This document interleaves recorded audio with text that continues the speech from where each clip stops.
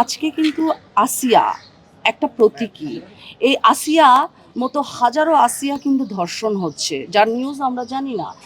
আজকে আসিয়া কেন ধর্ষণ হয়েছে, আসিয়া কেন ধর্ষণ হবে, এটার কিন্তু দায়ভার আমি কিছুটা ওই পরিবারকেও দিব। একটা বাচ্চা মেয়েকে যেভাবে ধর্ষণ করা হয়েছে, সেই ধর্ষণটা একজন না, একে একে তিনজন মিলে বাচ্চা মেয়েটাকে ধর্ষণ করেছে। এতটুকু একটা ছোট্ট শরীরে হায়নার থাবা যেভাবে পড়েছে, অসংখ্য ধর্ষণ মামলা হচ্ছে যেটা বিচারাধীন, কোনো বিচার নাই। ধর্ষকরা বুঝে গেছে, ধর্ষকরা জেনে গেছে যে ধর্ষণ করলে, টাকা খরচ করলেই তারা জামিন পেয়ে যাবে, জামিন পেয়ে তারা আবার শিকারের জন্য হায়নার মতো খুঁজতে থাকবে। আমরা চলচ্চিত্রের শিল্পীরা তো একটু বেশি নিরাপত্তাহীনতায় ভুগি, কারণ আমরা তো আসলে পাবলিক প্রপার্টি, আমাদের সবাই চিনে।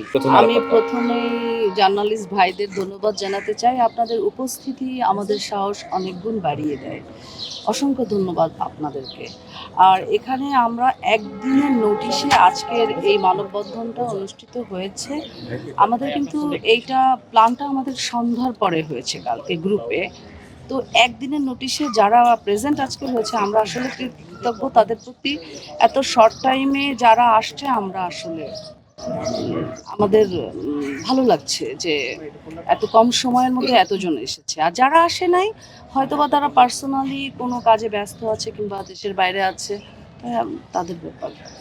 বাট আমি এসেছি কেন, এটা যদি এক্সপ্লেইন করতে হয় তাহলে আমি বলবো যে দায়িত্ববোধ থেকে এসেছি, মানবতার দিক থেকে এসেছি। একটা বাচ্চা মেয়েকে যেভাবে ধর্ষণ করা হয়েছে, সেই ধর্ষণটা একজন না, একে একে তিনজন মিলে বাচ্চা মেয়েটাকে ধর্ষণ করেছে।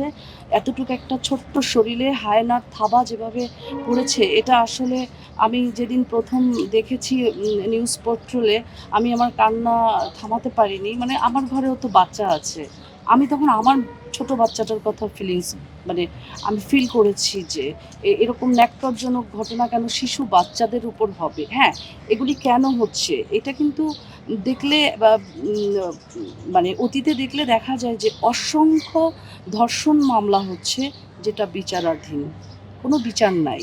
ধর্ষকরা বুঝে গেছে, ধর্ষকরা জেনে গেছে যে ধর্ষণ করলে, টাকা খরচ করলেই তারা জামিন পেয়ে যাবে, জামিন পেয়ে তারা আবার শিকারের জন্য হায়নার মতো খুঁজতে থাকবে। সো এটা একটা রুলস হয়ে গেছে। এবং এই যে ধর্ষণকারী যারা ভিকটিম হচ্ছে, তারা সমাজে একদম কিন্তু নিম্ন শ্রেণী কিংবা একটু যাদের আর কি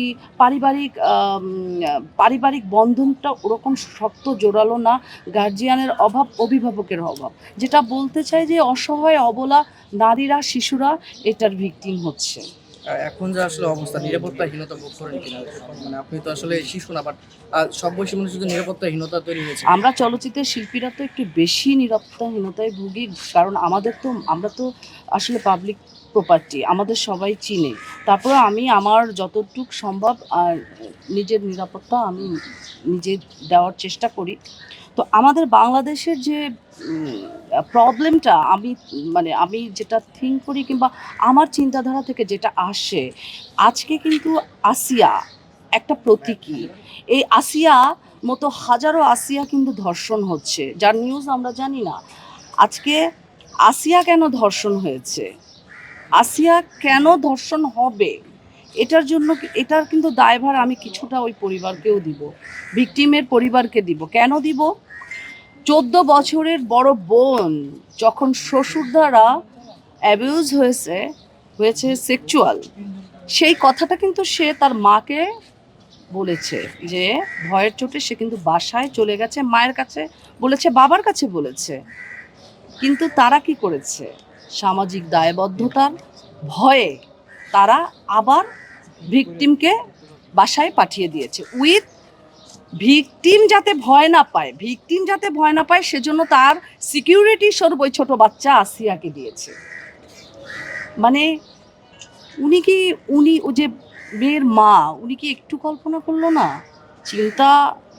চিন্তায় আসলো না এই ছোট দুটি বাচ্চা, ও 14 বছরের, ও 8 বছরের, কে কার নিরাপত্তা দিবে? তো আমি আমার এই আপনাদের মাধ্যম দিয়ে বাংলাদেশের সকল জনগণকে বলবো, যারা পরিবারে যারা শিশু বাচ্চা আছে, বিশেষ করে মেয়ে সন্তান আছে, প্লিজ আপনারা আপনাদের সন্তানদের নিরাপত্তা দেন। আপনারা বাবা অনেক সময় বাইরের কাজে ব্যস্ত থেকে, যারা মারা আছে, আমি একজন মা, আমি সকল মায়েদেরকে হাত জোর করে বলছি, আপনারা আপনাদের শিশু সন্তানের নিরাপত্তা দেন। আর কেউ দিবে না আপনার সন্তানের নিরাপত্তা।